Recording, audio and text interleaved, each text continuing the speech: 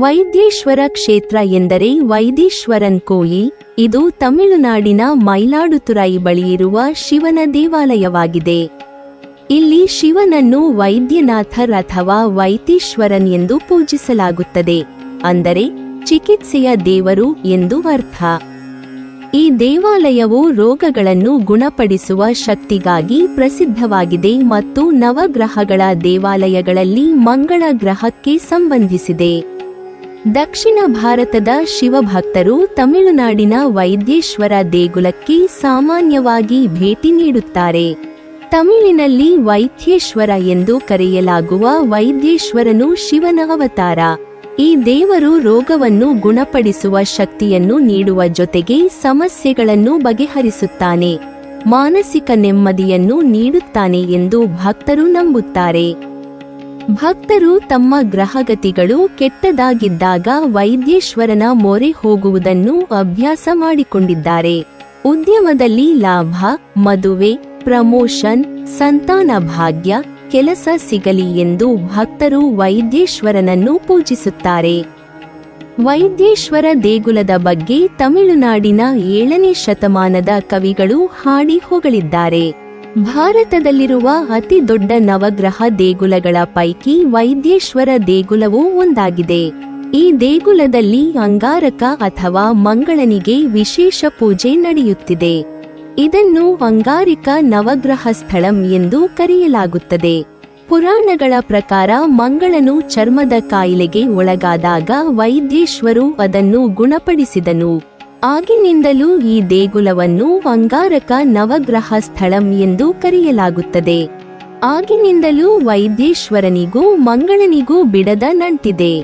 ದೇಗುಲದಲ್ಲಿ ಅಂಗಾರಕನು ಮೇಕೆಯ ಮೇಲೆ ಕುಳಿತಿರುವ ಒಂದು ಕಂಚಿನ ವಿಗ್ರಹವಿದ್ದು, ಪ್ರತಿ ಮಂಗಳವಾರ ಈ ವಿಗ್ರಹವನ್ನು ಮೆರವಣಿಗೆ ಮಾಡಿ ಮತ್ತೆ ಪ್ರತಿಷ್ಠಾಪನೆ ಮಾಡಲಾಗುತ್ತದೆ.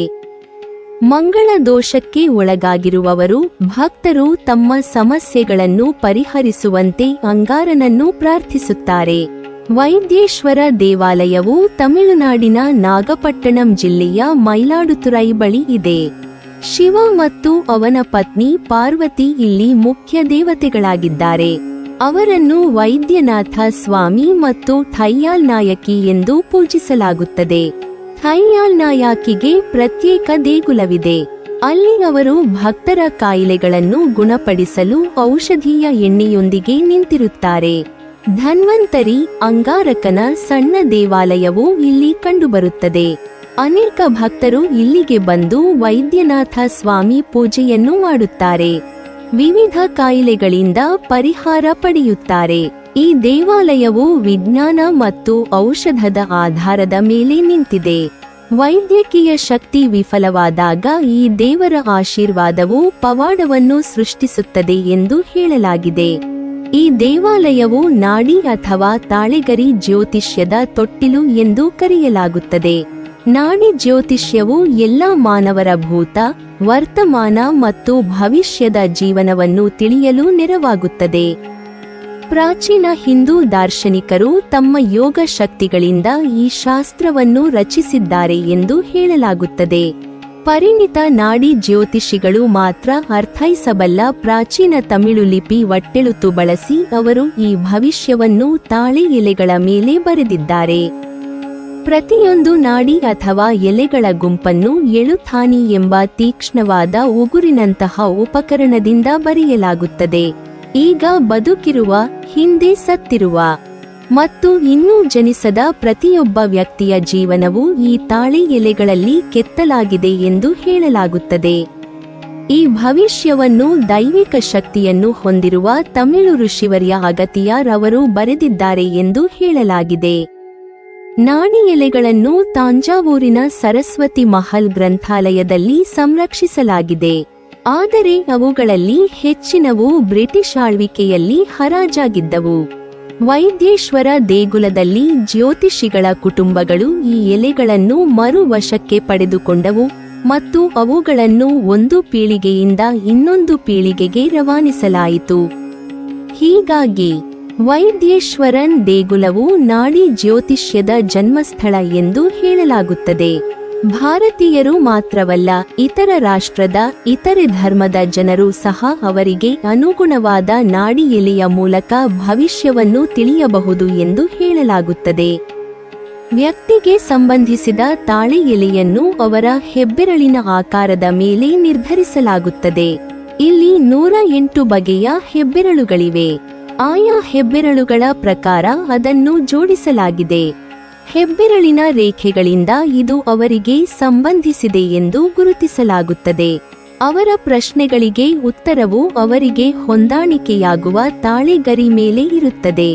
ಅಲ್ಲಿರುವ ಪರಿಹಾರಗಳನ್ನು ವ್ಯಕ್ತಿಗೆ ಸೂಚಿಸುತ್ತಾರೆ. ಇಲ್ಲಿರುವ ದೊಡ್ಡ ದೇವಾಲಯದ ತೊಟ್ಟಿಯಾದ ಸಿದ್ಧಾಮೃತ ತೀರ್ಥಂನ ನೀರಿನಲ್ಲಿ ಮಕರಂದವಿದೆ. ಇದರ ಪವಿತ್ರ ನೀರಿನಲ್ಲಿ ಗಿಡಮೂಲಿಕೆಗಳು ಸಹ ಇದೆ. ಈ ತೀರ್ಥಕ್ಕೆ ಚರ್ಮ ರೋಗವನ್ನು ಗುಣಪಡಿಸುವ ಶಕ್ತಿ ಇದೆ ಎಂದು ಹೇಳಲಾಗುತ್ತದೆ. ಈ ತೀರ್ಥ ತುಂಬಿದ ತೊಟ್ಟಿಯಲ್ಲಿ ಮುಳುಗಿ ಎದ್ದರೆ ಚರ್ಮದ ಸಮಸ್ಯೆಗಳು ಗುಣಮುಖವಾಗುತ್ತವೆ. ಕುಷ್ಠರೋಗವೂ ಸಹ ಗುಣವಾಗುತ್ತದೆ ಎಂದು ಭಕ್ತರು ನಂಬುತ್ತಾರೆ. ಈ ದೇವಾಲಯದ ತೊಟ್ಟಿಯ ನೀರು ಕಬ್ಬಿನ ರಸದಂತಹ ಸಿಹಿಯಾದ ರುಚಿಯನ್ನು ಹೊಂದಿರುತ್ತದೆ ಮತ್ತು ಇದನ್ನು ಇಕ್ಷುಸಾರ ಮತ್ತು ಗೋಕ್ಷೀರ ಎಂದು ಕರೆಯಲಾಗುತ್ತದೆ, ಏಕೆಂದರೆ ಕಾಮಧೇನುವಿನ ಹಾಲು ಈ ತೊಟ್ಟಿಯಲ್ಲಿ ಹರಿದಿದೆ ಎಂದು ದಂತಕಥೆಗಳು ಹೇಳುತ್ತವೆ. ಕಾಮಧೇನುವು ಇಲ್ಲಿರುವ ದೇವತೆಗೆ ಅಭಿಷೇಕ ಮಾಡಿದಾಗ ಈ ನೀರು ಸಹಿಯಾಯಿತು ಎಂದು ಹೇಳಲಾಗುತ್ತದೆ. ಮತ್ತೊಂದು ದಂತಕಥೆಯ ಪ್ರಕಾರ ಜಟಾಯು ಇಲ್ಲಿ ಸ್ನಾನ ಮಾಡಿದ್ದಾನೆ ಎಂದು ಹೇಳಲಾಗುತ್ತದೆ.